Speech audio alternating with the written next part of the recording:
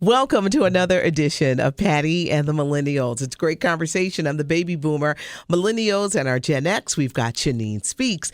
Author Lena Cohen is joining us for this segment. We've got recent Rowan University grad Troy Barnes. We've got representing Gen X, Lisa Collins, Chocolate Divinity, LaToya Charleston, and we've got Mina Say What from the Rise and Grind Morning Show. This is a topic, and we're going to start with you, Mina. Do cute girls get a pass? Do they have it easier? You know what? I was just having this conversation with someone. There's someone that just is not a good person, but keeps getting a job and keeps getting fired from the multiple jobs. And the conversation was, it's probably because she's cute. And people keep giving her an opportunity, And I've always been a cute girl, but I feel like the places that I've gotten to is because of my merit. I firmly believe that. But I have seen situations where I'm like, oh, I know why you here, boo. You just here because you cute. Okay, Lena, in your experiences, let's face it, you are judged on your look. When you look at these dating profiles, Absolutely. It's not about your personality. It's about the look, the presentation. But do pretty people or more attractive people get a pass? I think most of the time it depends on what the industry is and what type of situation you're talking about. But I must say, I have to agree. And working in production and hearing what executive producers say behind the scenes, even when it comes to guests and things of that nature, they always want someone who's attractive. So it makes a difference until they see they may have a nasty attitude that doesn't go along with it. Troy, you're heading out here in the world. Do you think attractive people, this goes for men and women, by the way.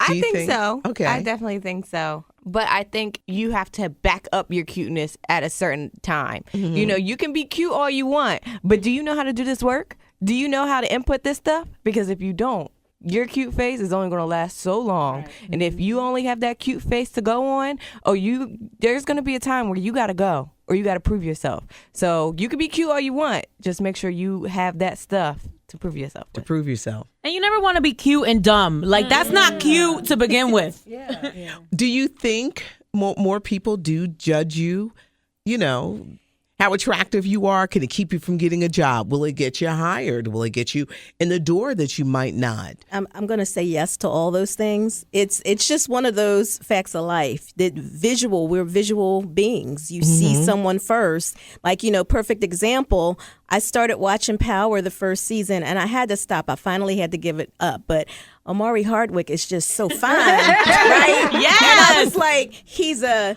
murderer, a drug dealer, he's cheating on his wife, but man, he is fine. Toya, do you think it's fair? Because with a lot, especially with the dating profiles, you are judged solely by how you look. They'll know a darn thing about you. That's true. I would say it is not fair, but I come from the school of don't hate the player, hate the game. And what I mean by that is if you got a job based off of your looks, own it. Like, that's great. Like, knowing like my looks helped me get there. Okay.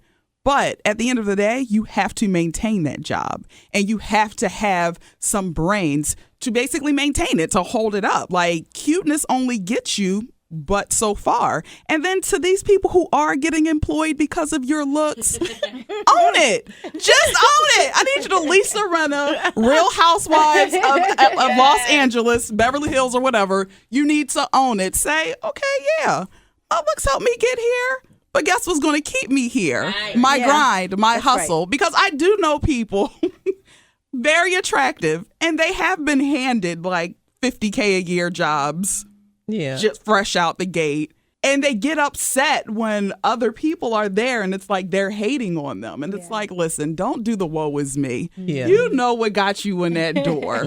Because you got a nice behind and you look great. Okay, Shanine, for those who are going on job interviews and don't know, and they just look a wreck, and they don't know, we've seen it. And they just look a wreck. And it's like, now, come on now. Yeah. Yeah. Like, they don't know how to prepare for where they're going, or they just can't help their facial appearance. That's what we talking about. They don't know how to dress for where they're going. Okay. I mean, listen, that's real. It happens, I feel sorry for them, because even take it, for instance, going into church, you see people really trying to go in there and thinking they're getting ready to go get some blessings and get their praise on, but they have their club dress on. And it says, come as you are, but sometimes they just don't know. Same thing for a job interview. It's like, oh my goodness, I understand that denim and a blazer looks good in a magazine, but honey, you're applying for secretary work. Where is your suit? They just don't understand it. And going to, the women who get hired off their looks, it's always a bonus being cute, y'all. Especially when you're well equipped. But I'm going to tell you, we get judged in a bad way as well, because let you have a woman interviewing you, honey, and you are, you know that you are something and you cute. I'm 6 feet tall. And I know I have a lot of long flowing hair, and it's girls that do the same thing. I understand that. And that is something that is serious, and it's heavy in the community and in the industry, and people don't know it. So it's not just about just being cute and getting the job. Sometimes you're rejected because you're too cute. And the boss that's hiring you, it's like, you know what? I don't think I'm hiring that one. And it's a shame. It's a lot of insecurity in this industry. And it shows. Wow. Lena, your experiences.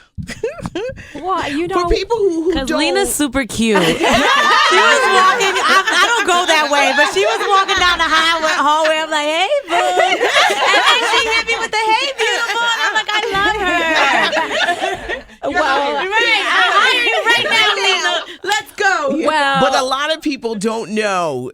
In job interviews, I'm telling you, I see it all the time, and it's like, I have a little bit of bias because my first business was called Your Beautiful Honey. So I see a light and a love and a beauty, especially when it comes to women, because we do have that kind of tension when you see a pretty looking woman, and I wanted to break those barriers down so that we don't judge each other from just looking at each other. So when I see a beautiful woman, or I see somebody who's attractive, or general, because I'm an energy person, right? And if your energy and your spirit is beautiful, I'm like, good morning, how you doing, beautiful? Like, this is how you will catch me all the time. Oh, she did it this morning, so she's about it, right? Yeah. I just felt like I was on 9. She took me to like 15. I was like, okay. Right. It's a beautiful thing. Do attractive women get a pass?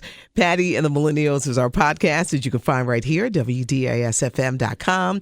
Mina Saywell, Latoya Charleston, Lisa Collins, Troy Barnes, author Lena Cohen. Thank you for joining us. Blogger Shanine Speaks.